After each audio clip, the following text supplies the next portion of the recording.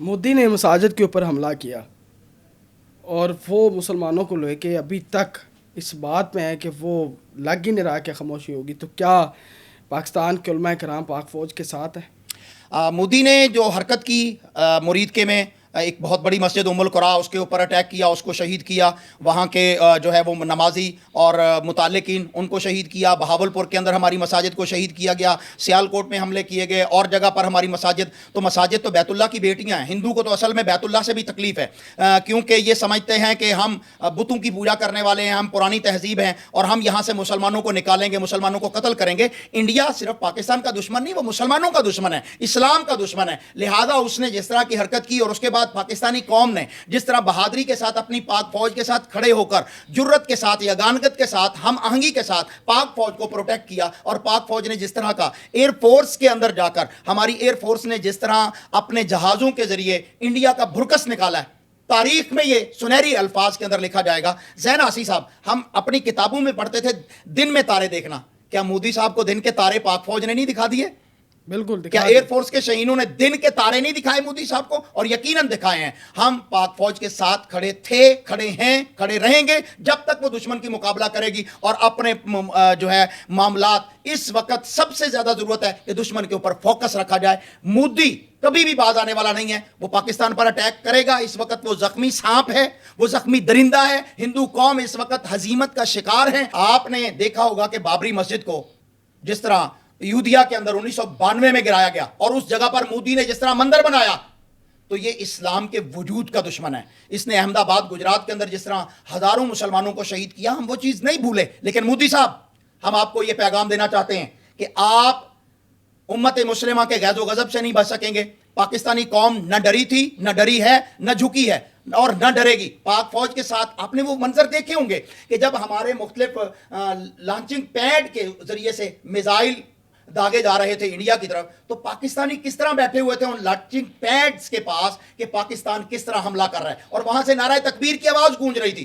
لوگوں نے ایمان کے ساتھ شہادت کی بنیاد پر کہ اللہ ہمیں شہادت کی موت، وہ تو تلاش کر رہے ہیں. ہم تو غزوہ ہند کے متلاشی ہیں. ہمارے رسول صلی اللہ علیہ وسلم نے فرمایا تھا وہ لشکر جو غزوہ ہند کرے گا اللہ نے ان کو بخش دیا ہے. تو لہذا ہم تو اس غزوہ ہند کی تلاش میں، پاک فوج ہمارے ساتھ اللہ کی مدد کے ساتھ آگے بڑھے گی، اور پاکستان کے دشمنوں کو، ہندوستان کو ناکو چنے چبوائے جائیں گے. اگر آج تک تم محمود غزنوی کو نہیں بھولے تو پاکستان کو چھوٹا مت سمجھنا. پاکستان کے اپنے معاملات انشاءاللہ بہتر ہوں گے، ہم ان سے گھبرانے والے نہیں ہیں. ہمارے معاملات آپ کی ٹیکنالوجی کو جس طرح پاک فوج نے فلاب کیا، ایئر فورسز نے جس طرح ان کے بجلی کے سسٹم کو مکمل طور پر بلیک آؤٹ کر دیا ہے، آج تک ہندوستان جو ہے وہ چیخ رہا ہے. اور ہماری جس طرح ایئر فورس نے ان کے رافیل کو اور دیگر طیاروں کو مار گرایا، تاریخ میں سنہرے حروف کے اندر لکھا جائے گا.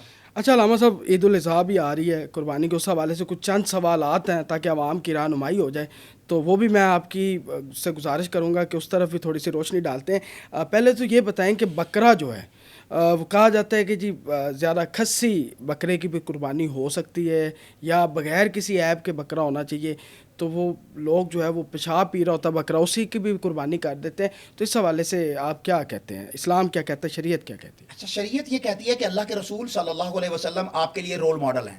نبی کریم صلی اللہ علیہ وسلم نے جو بکرے یا چھترے آپ نے قربان کیے، ان کے متعلق صحیح بخاری صحیح مسلم کے اندر آتا ہے کہ وہ خسی ہوتے تھے. ٹھیک ہے، خسی جانور کی خوبصورتی یہ ہے کہ وہ اپنا پیشاب نہیں پیتا، ایک بات. دوسری بات یہ کہ اس کا جسم جو ہے اس کا گوشت زیادہ لذیذ ہوگا، فربا ہوگا اور موٹا تازہ ہوگا اور وہ صحت مند ہوگا. یہ جانور کا عیب نہیں ہے، بلکہ یہ جانور کی خوبی بن جاتی ہے جب اسے قربانی کے لیے آپ نے بالخصوص تیار کرنا ہے. تو ایسے جانور کی قربانی کرنا اولا ہے، افضلیت ہے. لیکن وہ جانور کے جو آنڈر ہیں، جو کھسی نہیں کیے گئے، ان کی قربانی کرنا بھی جائز تو ہوگا. ناجائز کی دلیل میرے پاس نہیں ہے، لیکن افضل نہیں ہے. افضل عمل کیا ہے کہ کھسی جانور، کیونکہ رسول اللہ صلی اللہ علیہ وسلم نے کیے ہیں، لہذا ان جانوروں کو کیا جائے. یہاں پر ایک ایسا مخصوص فرقہ ہے جو صرف ان جانوروں کو، ان بکروں کو کرتا ہے جو کھسی نہیں ہوتے. ان کا ایک اپنا ٹیسٹ ہے, ہم کیا کہہ سکتے ہیں, لیکن اسلام کی پریورٹی یہ ہے کہ ایسے جانور کو کیا جائے کہ جس کے اندر عیب نہ ہو. یہ بھی عیب ہے کسی جانور کا کہ وہ اپنا پیشاب خود ہی پیے اور اس کے گوشت سے جو ہے وہ پھر بو آئے. جب آپ ایسے جانور کا گوشت قربانی پہ ذبح کرتے ہیں تو وہ گوشت کھانے کے قابل بھی نہیں ہوتا, آپ پھر ایسے لوگوں کو جو ہے وہ تکلیف کا ذریعہ بنتے ہیں. لہذا وہ جانور کیجئے اللہ کے رسول صلی اللہ علیہ وسلم نے جو شریعت کے مطابق بیان کر دیے. سب سے اہم بات یہ کہ قربانی میں جانور دوندا ہونا یہ شرط ہے. 2 سال. وہ میرا سوال بھی یہی ہے کہ کیا جانور کی عمر 2 سال ہی ہونی چاہیے یا 4 سال کا, جسے وہ پکا کھیرا بھی کہتے ہیں, چوگا بھی کہتے ہیں, وہ بھی کر سکتے ہیں, یا 2 سال ہی کر سکتے ہیں؟ اللہ کے رسول صلی اللہ علیہ وسلم نے ارشاد فرمایا, صحیح مسلم کے اندر حدیث ہے, لا تذبحوا الا مسنہ, آپ قربانی کے اندر وہ جانور مت کیجئے جس کے 2 دانت ٹوٹ کے دوبارہ نہ آ چکے ہوں. مسنہ کہتے ہیں وہ جانور, چاہے وہ بکرا ہے, چھترا ہے, ان کے فیمیل ہیں, اسی طرح بیل ہے یا اونٹ ہے, تو ان کے 2 دانت ٹوٹنا یہ لازمی ہے.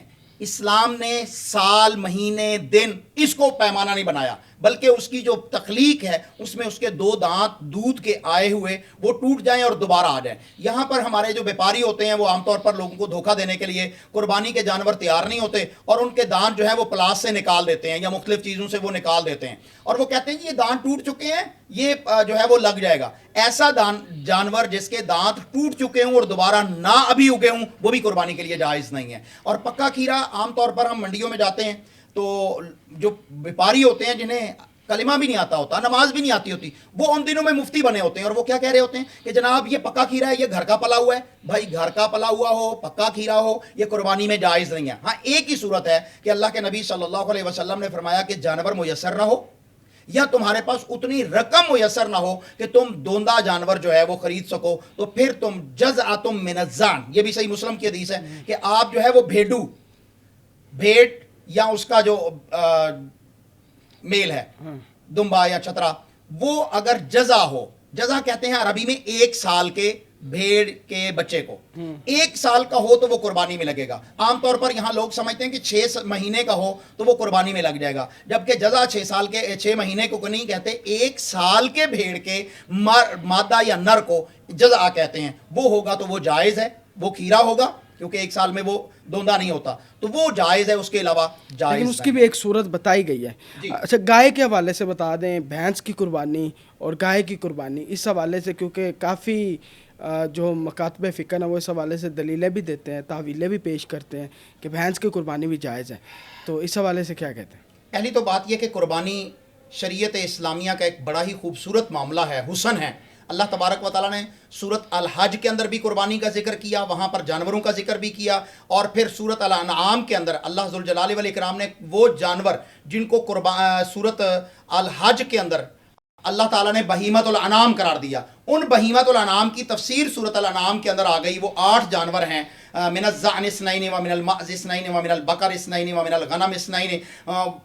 تو یہ جو جانور ہیں 8 جانور اللہ ذوالجلال والاکرام نے بیان کر دیے. ان میں بکری اور اس کا میل جو ہے وہ بکرا, بھیڑ اور دمبا, گائے اور بیل, اونٹ اور اونٹنی, یہ 8 جانوروں کا ذکر اللہ ذوالجلال والاکرام نے کیا. اور نبی رحمت صلی اللہ علیہ وسلم نے 10 سال جو قربانی کی ہے مدینہ طیبہ میں, ان میں بھی تمام جانور صرف اور صرف انہی نسلوں سے تھے.